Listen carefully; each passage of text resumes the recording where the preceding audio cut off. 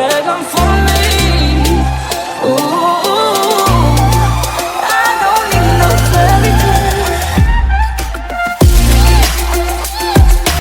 आज अपन देखेंगे class 9th का एक क्लास 9 मैथ्स का जो पॉलीनोमियल्स था, मैंने remainder theorem, factor theorem, starting का जो मैंने एक्सप्लेन किया था। इस वीडियो में अपन देखेंगे उसका नेक्स्ट एक्सरसाइज का 2.4 का इससे रिलेटेड जो रहेगा एक चीज है फैक्टराइजेशन थ्योरम।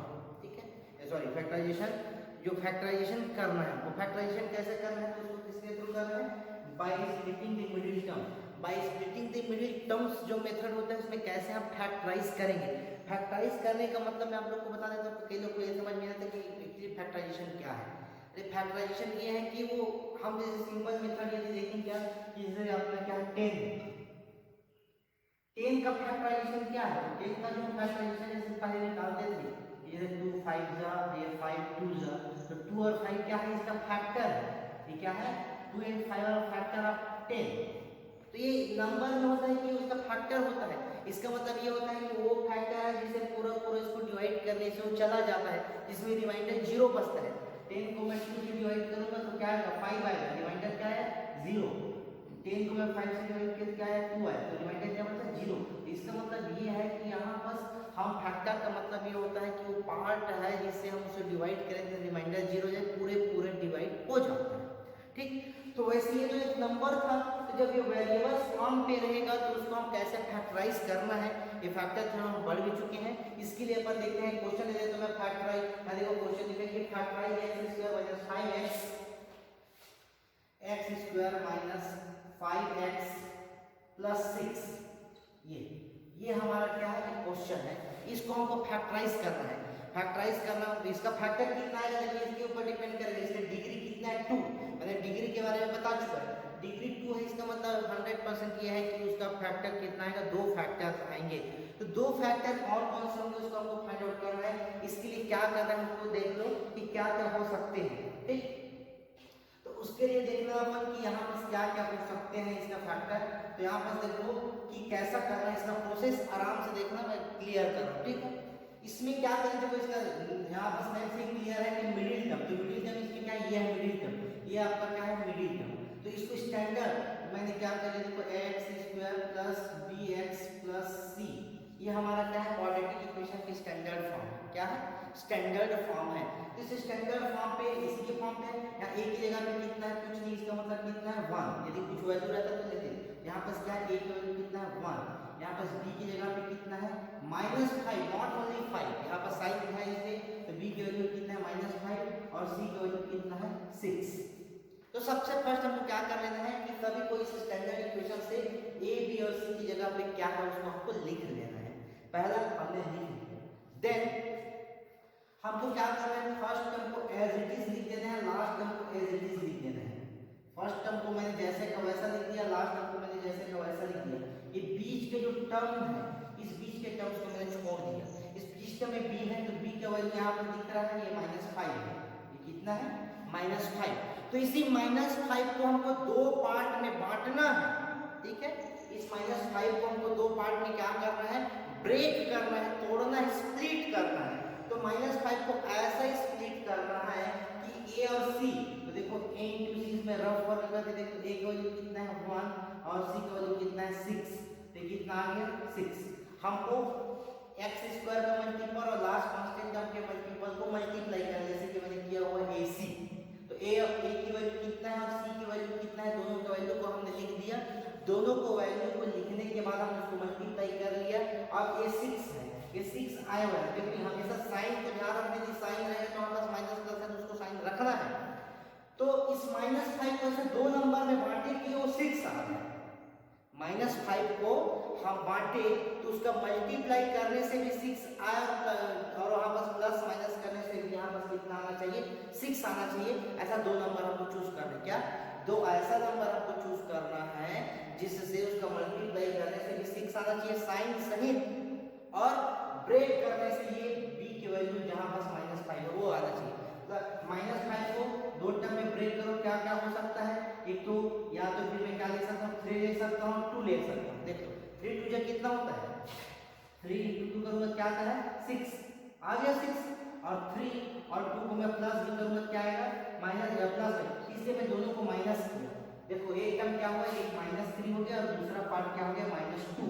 तो -3 यहाँ पर -3 × -2 करके देखो कितना आ रहा है +6, जो कि इस कंडीशन को सेटिस्फाई कर रहा है। मैं फिर से एक बार बोल रहा हूँ कि सबसे पहला काम क्या करना है कि दोनों टर्म्स को जैसे वैसे लिख लो, बीच के टर्म्स मतलब कितना -5, तो -5 को ऐसे दो नंबर हमको सोचना है, दो नंबर हमको सोचना है जिसका मल्टीप्लाई इसी के इक्वल हो और प्लस माइनस करने से ये टर्म आता हो। तो दो टर्म्स कौन सा है, -3 और -2 देख लो, दोनों को माइनस माइनस करने से कितना आ गया प्लस आ गया, -3 या -6 हो गया और -3 और -2 करने से कितना आ रहा है -5 आ रहा है। सिर्फ इतना पार्ट पे हमारा पूरा फैक्टराइजेशन थ्योरम बेस्ड है, ठीक है।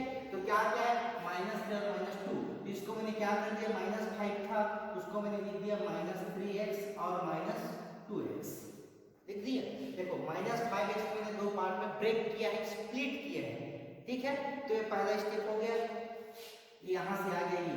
अब इसके बाद क्या करना है, दोनों का पेयर बनाना है, ये दोनों का क्या बनाना है पेयर, ये दोनों को पेयर बना लो। यहाँ पर क्या आ रहा है, दोनों को पेयर बनाने के बाद इसमें दोनों पेयर में कॉमन देखते हैं किसमें क्या कॉमन है। तो देखो दोनों में इसमें भी x² इसमें भी x है, x क्या हो जाएगा बाहर निकल जाएगा, मतलब क्या बचेगा x माइनस अरे क्या बचा 3 बचा। अब इसको छोड़ दिए, अब इधर आते हैं, यहाँ क्या कॉमन निकल रहा है -2 निकाल सकता हूँ, यहाँ क्या बचेगा -2 निकल गया, तो यहाँ क्या बचा x बस बचा, ये प्लस है माइनस निकालने के कारण क्या हो गया माइनस, और 2 में 6 में 2 निकालोगे कितना बचेगा 3, 3 2 6, ज्यादा डाउट करें इसको मल्टीप्लाई करके देख लिया करो कि आ रहा है कि नहीं, ये कितना हो गया। इसके बाद अब देखो कि x माइनस 3 इस टर्म में भी आ गया, x माइनस 3 इस टर्म में भी आ गया, दोनों को कॉमन निकालो कितना आ गया x माइनस 3, इधर से क्या बचा x बचा, इधर से क्या बचा -2 बचा। जब इसको बाहर निकाल दोगे तो ये हमारा फैक्टराइज होकर तैयार है, ठीक है। इसको अपन बोलते हैं फैक्टराइजेशन मेथड। एक क्वेश्चन अपन और कर लेते हैं, चलो देखो ये वाला क्वेश्चन है, ये वाला क्वेश्चन दूसरा को देख लेते हैं क्या था, 3x² + 7x - 6। इसमें भी करो, यहाँ पर क्या है कि ax² + bx + c, यहाँ पर देखो a की वैल्यू कितना है 3 है, b की वैल्यू कितना है 7 है और c की वैल्यू यहाँ पर कितना है -6 है, ठीक है। तो यहाँ पर a और b, यहाँ पर b तो 7 है, इसको मल्टीप्लाई करो ac निकालो, a × c करो, a × c कितना होता है, a की वैल्यू यहाँ पर 3 और c की वैल्यू कितना है -6, देखो a और c कितना होता है -80। अब हम ब्रेक इसको करना इधर से देखते इसको जैसे पैसा लिखो 3x² यहाँ पर आ गया -6। अब 7 को ऐसे दो पार्ट में बांटना है, इसका मल्टीप्लिकेशन -18 आना चाहिए और प्लस माइनस करने से कितना आना चाहिए 7 आना चाहिए।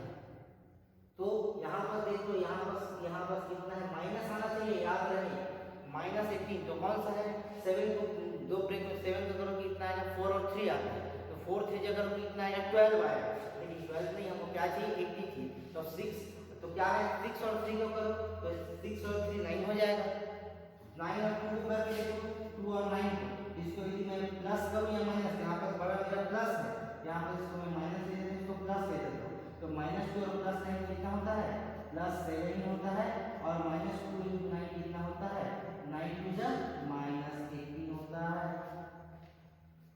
ठीक है। तो यहाँ पर कितना हो गया ये -18 हो गया और यहाँ पर -2 -18, राइट।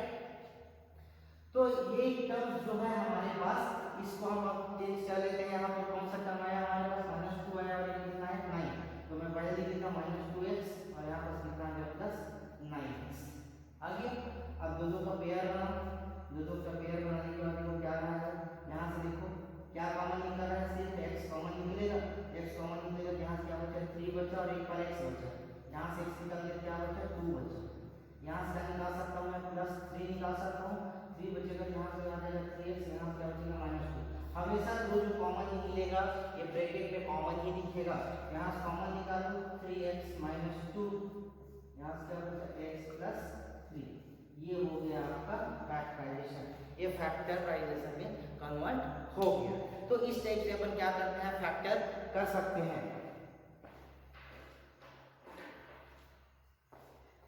नेक्स्ट इसी का और देखते हैं कि हाँ एक चीज मैंने बताया कि यहाँ पर जब स्क्वायर था मतलब क्वाड्रेटिक इक्वेशन था तब तो हमने ऐसा कर लिया, जब यहाँ पर एक क्वेश्चन देखना है, यहाँ पर क्वेश्चन नंबर 3 में फैक्टराइजेशन में लिखा हुआ है क्या, x का क्यूब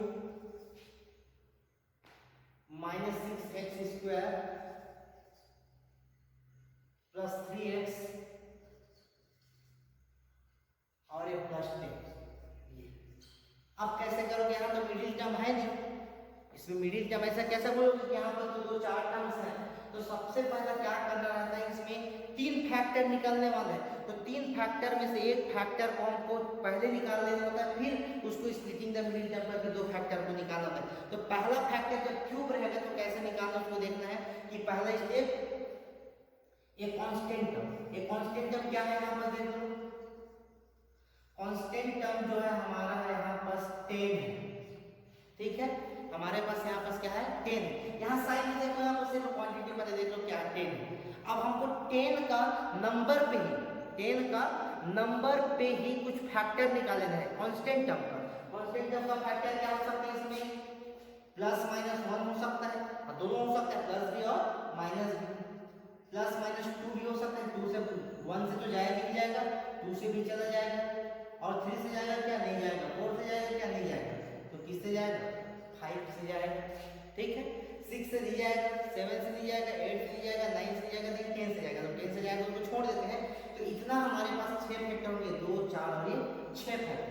इसमें सभी फैक्टर को इसे पुट करके देखते जाना है, सभी फैक्टर को एक एक करके इसे पुट करके देखते जाना है कि किस पे जीरो आ जा रहा है। रिमाइंडर थ्योरम में हम क्या करते थे, पुट करके देखते थे जीरो आना चाहिए, तो जीरो किस पे आ रहा है, तो जिस पे जीरो आएगा उसको हम क्या कर लेंगे, उसको अपना फैक्टर मान लेंगे। तो देखो एक बार क्या लेते हैं, पर x + 1 ले लेते हैं, पुट करके देखो यहाँ पर +1 के लिए कितना आ रहा है, यहाँ पर देखेंगे x का क्यूब मतलब +1 का क्यूब माइनस 6 प्लस 1 का स्क्वायर प्लस 3 प्लस 1 और ये प्लस क्या हो गया 10, यहाँ पर 1 हुआ, ये -6 हुआ और ये +3 हुआ और ये +10 हुआ, कितना हो रहा है देखो, ये -1 प्लस में 3 प्लस 10 13 और 14, अब 14 यहाँ पर -6 कितना हो जा रहा है 8 है ना, तो 8 आ रहा है, 0 आया क्या, it does not is equal to 0, तो +1 is not a factor, is not a factor, तो +1 नॉट फैक्टर, ये फैक्टर नहीं हो सकता,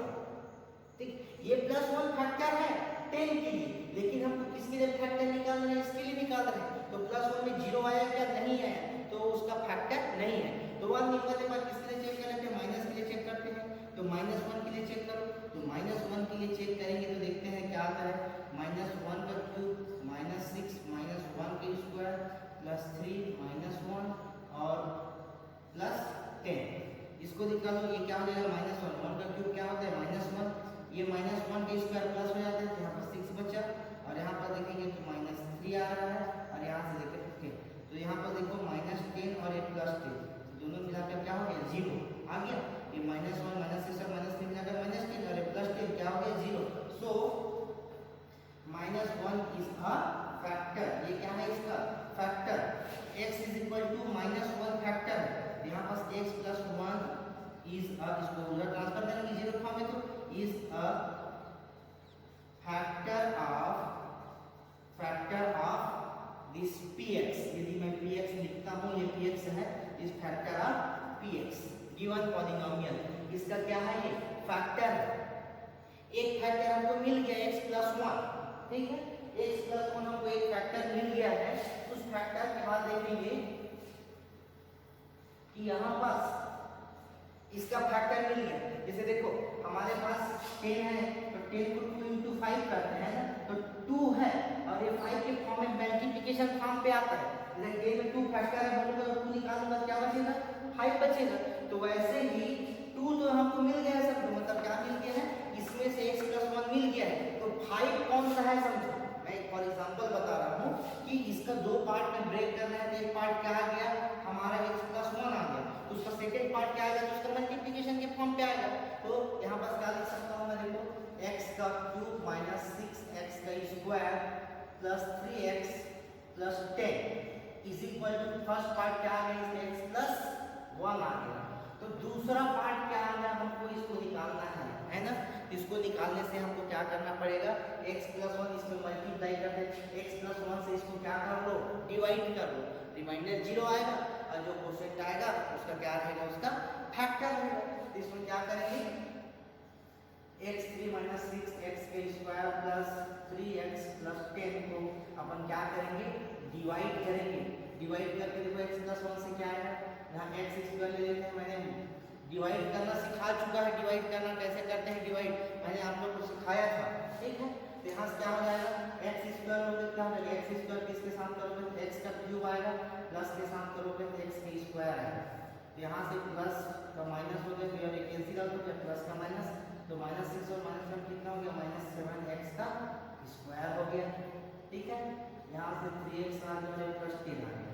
फिर कौन सा टर्म आएगा, तो -7 ही आएगा, x² है इसलिए हमको x लेना पड़ेगा, तो 7x हो जाएगा, कितना हो जाएगा -7x का स्क्वायर, -7x प्लस 1 कितना होगा -7x। अब ये माइनस यहाँ पर क्या हो गया, माइनस माइनस प्लस, ये भी क्या हो गया, कैंसिल आउट हो गया। तो यहाँ से प्लस और ये भी प्लस हो गया, तो 7 और 3 कितना हो गया, 10 हो गया x और ये प्लस 10। तो नेक्स्ट टर्म कौन सा आने वाला है, यहाँ पर प्लस 10 ले लेते हैं, 10 से मल्टीप्लाई करोगे क्या हो जाएगा 10x और इनटू 10 कितना होगा, ये 10। ये प्लस का माइनस से कैंसिल आउट हुआ, ये प्लस माइनस में कैंसिल आउट हो गया, रिमाइंडर हुआ क्या बचा 0।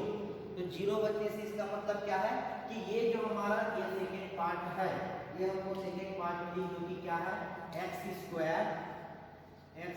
Minus 7x plus 10। ये हमारा क्या हो गया, ये दूसरा पार्ट हो गया। ये पहला फैक्टर मिल गया, 3 फैक्टर निकालना है कि किसका क्यूब रूट है, यहाँ ये क्यूब है, तो यहाँ पास एक फैक्टर निकल गया, ये 2 फैक्टर यहाँ से निकालना है। अब ये 2 फैक्टर हमें कहाँ से निकालना है, उसको हम देख लेते हैं। 10 x² minus 7x plus 10 is equal to, ये लिख रहे हैं। अब इसको हम जो फैक्टराइजेशन मेथड यूज करते थे, अभी जो मैं फैक्टराइजेशन मेथड यूज किया था मिडिल टर्म का, उसका यूज करके हम इसको आप करेंगे। इसके लिए क्या करेंगे, फिर से वही करो, x² plus bx plus c, यहाँ से निकालो तो कितना हो जाएगा, a का यहाँ पर कितना हो जाएगा, a को यहाँ 1 है, b की वैल्यू -7 है और c की वैल्यू कितना है 10 है, ठीक है। तो हमारा काम क्या होता है, a इंटू सी निकालना, a इंटू सी, तो a की वैल्यू कितना है 1 और c का वैल्यू कितना है 10, तो कितना आ गया 10। तो हमको किसको ब्रेक करना है, बीच की वैल्यू को, मतलब -7 की वैल्यू को ब्रेक करना है। तो -7 की वैल्यू को 2 पार्ट में ब्रेक करना है, जिससे उसका मल्टीप्लाई करने से 10 आना चाहिए और प्लस माइनस करने से 7 आना चाहिए, माइनस है। तो क्या होगा, वो -2 और -5 करके देख लो, -2 इंटू -5 क्या होता है, प्लस का 10। पहला जो रिक्वायरमेंट फुलफिल हुआ, दूसरा क्या -2 और -5 कितना होता है -7। इसको क्या करेंगे अपन, x² पहला टर्म और लास्ट टर्म को लिख दिए, और बीच का टर्म कौन सा आएगा, -2 आएगा और -5 आएगा, ठीक है। तो इसको हम क्या करें, सॉल्व करो, दोनों को ब्रेक करो, यहाँ से क्या कॉमन निकाले, x कॉमन निकाले, यहाँ से बचा x, यहाँ से बचा -2, यहाँ से -5 निकलेगा, यहाँ से x माइनस क्या बचा 5, x - 5 ये सॉरी 2, यहाँ पास क्या है 10 है, यहाँ पास 5 निकाल दिए, तो x - 2 कॉमन निकल गया, यहाँ से क्या बचा x - 5। तो ये हमारा 2 टर्म बन गया।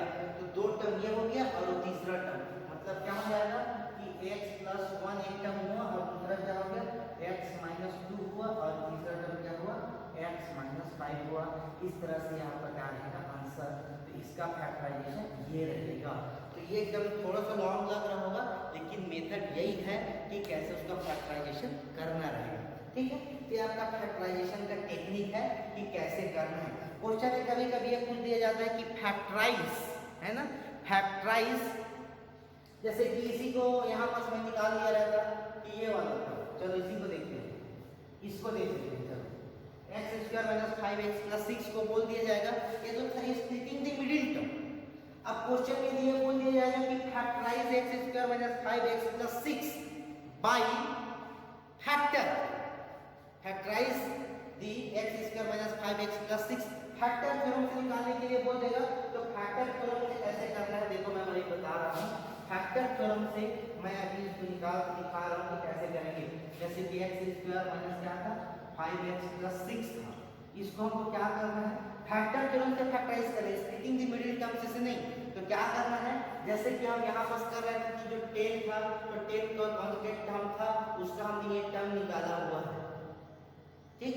तो यही फैक्टर थ्योरम है, ये हमको पहले निकाले था। तो यहाँ पर क्या करेंगे अपन, यहाँ पर देखो कांस्टेंट टर्म कौन सा है, कांस्टेंट टर्म हमारा क्या है 6 है। तो इसका 6 का फैक्टर कौन कौन सा हो जाएगा, प्लस माइनस 1 हो सकता है, प्लस माइनस 2 हो सकता है, प्लस माइनस 3 हो सकता है। देखो प्लस माइनस 1 प्लस माइनस 2, 1 से डिवाइड करके देखो, 2 से डिवाइड करके देखो और 3 से डिवाइड करके देखो, सभी से चला जाएगा। तो प्लस माइनस ये का 6 कांस्टेंट टर्म निकल जाता है उसके फैक्टर में। इसी सभी को इसमें प्रूव करके देखो, ये px है तो किसमें जिसमें 0 आता है वो उसका फैक्टर होगा। तो देखो सबसे फर्स्ट मैं प्लस 1 प्रूव करके देखता हूँ, प्लस 1 प्रूव करके देखो तो प्लस 1 का स्क्वायर माइनस 5 प्लस 1 और ये प्लस 6 आ रहा है क्या, 0 देख लो, यहाँ पर हो गया 1, ये माइनस 5 और ये प्लस 6, तो प्लस 6 और माइनस प्लस 7, तो 7 माइनस 5 कितना हो गया, माइनस प्लस का 2 आया नहीं, यहाँ पर 7 और minus 2 does not is equal to 0, वो 0 के इक्वल नहीं है। तो 0 के इक्वल नहीं है इसका मतलब क्या है कि ये फैक्टर नहीं है, पहला। अब दूसरा देख लेते हैं माइनस 1, p माइनस 1 करके देखो, p माइनस 1 करके देखने से क्या होगा, माइनस 1 का स्क्वायर माइनस 5 माइनस 1 और ये प्लस 6, माइनस 1 का स्क्वायर 1 होता है, ये माइनस और माइनस प्लस हो गया और ये प्लस 6 हो गया, ठीक है। माइनस 1 का स्क्वायर करने से यहाँ प्लस 1 आ गया, माइनस 5 और यहाँ पर कितना हो गया, प्लस हो गया, प्लस 6, यहाँ पर कितना आ रहा है 6 प्लस 5, यहाँ पर कितना है प्लस 1 12, ये भी क्या है does not is equal to 0, ये भी 0 के इक्वल नहीं है। तो ये वाला टर्म तो क्या हुआ, फैक्टर नहीं है। तो हम किस पे जाएंगे, प्लस 2 पे जाते हैं, तो प्लस 2 पे जाकर देखो क्या मिलता है, प्लस 2 का स्क्वायर माइनस 5 प्लस 2 और ये प्लस 6, तो कितना 2 2 क्या आ जाएगा 4, माइनस यहाँ पर कितना है 5 है और 2 जो 5 के लिए कितना हो गया 10 और ये प्लस 6 इज इक्वल टू 0। देखो 4 और प्लस 6 10 और 10 यहाँ 0, तो यह क्या है, yes it is a factor. ये क्या है, एक फैक्टर निकल गया। कौन सा मतलब x इज इक्वल टू 2 पे, x इज इक्वल टू 2 का है फैक्टर, तो इसका फैक्टर क्या आएगा, x माइनस 2 आएगा, है ना, यहाँ ले जाएंगे तो x माइनस 2 एक फैक्टर निकल गया। अब माइनस 2 करके देख लेते हैं क्या निकल रहा है, p माइनस 2 करके देखो, p माइनस 2 करके देखेंगे क्या हो जाएगा, माइनस 2 का स्क्वायर माइनस 5, ये माइनस 2 और ये प्लस 6, हमने एक बार 2 को ले लिया, प्लस को माइनस को ले लिया, देख लेते हैं कितना आ रहा है, 2 2 जा 4 आया, माइनस माइनस प्लस कितना हो जाएगा 10 हो गया, अरे प्लस 6, तो कितना हो जा रहा है भाई, ये 16 plus 20, this does not is equal to 0, मतलब माइनस 2 भी नहीं है। अब हम आ जाते हैं प्लस इसमें आ जाते हैं, ये दोनों का चेक हो गया। अब इसके आकर देखते हैं p3 पर, प्लस 3 पर चेक करो, प्लस 3 पर चेक करोगे तो कितना आता है, 3 के स्क्वायर माइनस 5, 3 प्लस है ना, प्लस प्लस कहीं दे रहा हूँ 3 और ये प्लस कितना है 6, यहाँ देखो कितना हो जाएगा 3 3 जा 9, अरे 5 के लिए कितना हो जाएगा माइनस का 15 प्लस 6, तो प्लस 9 और प्लस 6 कितना 15 है, क्या हो जाएगा 0। तो हाँ यस क्या है, इट इज अ फैक्टर। कौन सा, x is equal two plus 3, इसका मतलब x माइनस 3, दो निकल गए, फिर हमको आगे जाने की जरूरत नहीं है। दो फैक्टर जब निकल गए तो हमको माइनस रिप्लेसेशन करने की कोई जरूरत नहीं है। तो एक बार एक ये आया था और एक बार एक ये आया, तो क्या हो जाएगा, इसका x minus 2 and x minus 3 is a factor. तो दो मेथड था इसका, स्प्लिटिंग द मिडिल टर्म और फैक्टर थ्योरम से। तो ये जो कि मैंने बताया है कौन सा फैक्टर थ्योरम है, और ये जो पहले बताया वो कौन सा था, स्प्लिटिंग द मिडिल टर्म है। तो इस दोनों मेथड से कैसे फैक्टराइज करने मैंने आपको बता दिया। जो भी डाउट है आप लोग मेरे से फोन करके व्हाट्सएप करके क्लियर कर सकते हैं, लेकिन वीडियो जरूर देखिए।